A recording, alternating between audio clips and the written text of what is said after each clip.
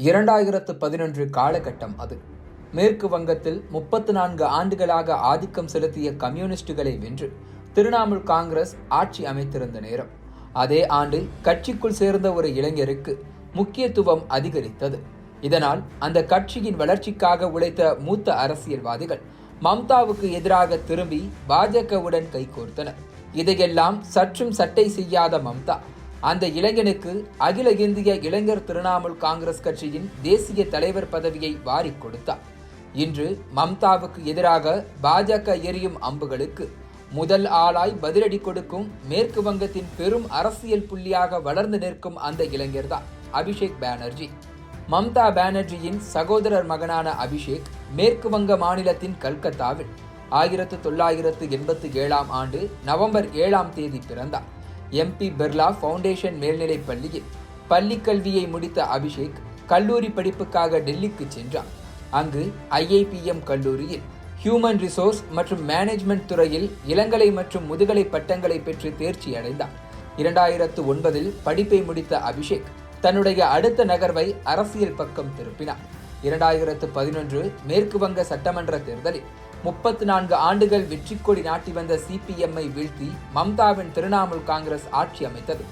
அதன் பிறகு அதே ஆண்டு கட்சியில் இணைந்த அபிஷேக் பானர்ஜிக்கு அகில இளைஞர் திரிணாமுல் காங்கிரஸ் கட்சியில் தலைவர் பதவியை தூக்கி கொடுத்தார் மம்தா பானர்ஜி. இதனால் கட்சியின் இளம் முகமாக மேற்கு வங்கத்தில் வலம் வர தொடங்கினார் அபிஷேக் பானர்ஜி.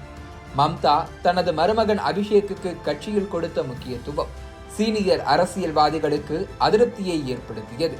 அத்தையின் கட்சி என அபிஷேக்கும் அட்வான்டேஜ் எடுக்க மோதல் முற்றியது. கட்சிக்குள் சீனியர்ஸ் ஓரங்கட்டப்பட சிலர் பாஜகவுடன் கைகோர்த்து மம்தாவுக்கு எதிராக திரும்பினர். கட்சிக்குள் உண்டான அதிருப்தியை சட்டை செய்யாத மம்தா 2014 மக்களவை தேர்தலுக்கு தயாரானார். தனது மருமகனுக்கு டைமண்ட் ஹார்பர் தொகுதியை ஒதுக்கி தேர்தல் களத்தில் இறக்கிவிட்டார்.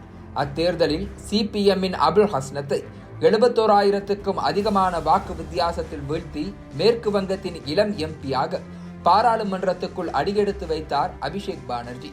அடுத்த ஒரு சில மாதங்களில் அபிஷேக் பானர்ஜி கலந்து கொண்ட கூட்டத்தில் ஒருவர் அவரை தாக்க பரபரப்பு பற்றி கொண்டது. அபிஷேக்கை தாக்கிய தபாஷிஷ் ஆச்சாரியா என்கிற அந்த நபரை திரிணாமுல் தொண்டர்கள் தாக்க அதை அபிஷேக் வேடிக்கை பார்க்க சர்ச்சை வெடித்தது. பின்னர் அபிஷேக் தன்னை தாக்கிய நபரை மன்னித்து விட்டதாக அறிவித்தார். அடுத்து வந்த 2019 மக்களவை தேர்தலிலும் மீண்டும் டைமண்ட் ஹார்பர் தொகுதி வேட்பாளராக களம் கண்ட அபிஷேக் பாஜகவின் நிலஞ்சன் ராயை 3 லட்சத்துக்கும் அதிகமான வாக்கு வித்தியாசத்தில் தோற்கடித்து வெற்றி வாகை சூடினார். அடுத்ததாக 2021 தேர்தலுக்காக தயாரானார் அபிஷேக். திரிணாமுல் காங்கிரஸ் மீண்டும் வெற்றி பெற்று ஆட்சி அமைத்தது. அபிஷேக் நிம்மதி பெருமூச்சு விடுவதற்குள் அடுத்த சிக்கல் எழுந்தது. 5 ஆண்டுகளுக்கு முன்னர் அபிஷேக்கை தாக்கிய தபாஷிஷ் தற்போது மர்மமான முறையில் உயிரிழந்திருந்தார். ஓராண்டுக்கு முன் பாஜகவில் இணைந்த அவரை திரிணாமுல் காங்கிரஸ் கட்சி தொண்டர்கள் கொன்றுவிட்டதாக குடும்பத்தினர் குற்றம் சாட்டினர். இதனால் அபிஷேக்கின் இமேஜ் டேமேஜ் ஆனது. போதாக்குறைக்கு நிலக்கரி கடத்தல் வழக்கில் அபிஷேக்கை விசாரணை வளையத்துக்குள் கொண்டு வந்தனர். இதனால் உடைந்து போன இமேஜை மீண்டும் ஓட்ட வைக்க 2022 இளைஞர்களுக்காக டைமண்ட் ஹார்பர் ஃபுட்பால் கிளப்பை ஆரம்பித்தார் அபிஷேக். இதன் மூலம் ஏராளமான இளைஞர்களை ஃபுட்பால் லீக் மேட்சுக்காக தயார் செய்து வருகிறது அந்த கிளப்.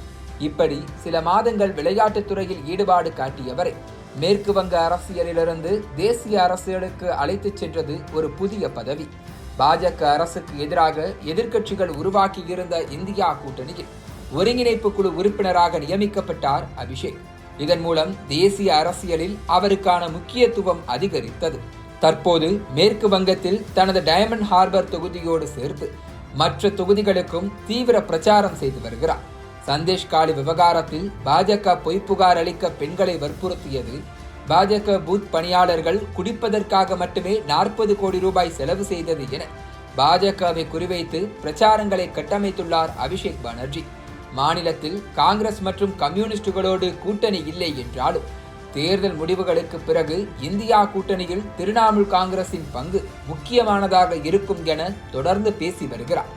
இதனால் மாநிலத்தில் மம்தா, தேசிய அரசியலுக்கு அபிஷேக் பானர்ஜி என்று திரிணாமுல் காங்கிரஸ் கணக்கு போடலாம் என்கின்றனர் அரசியல் விமர்சகர்கள்.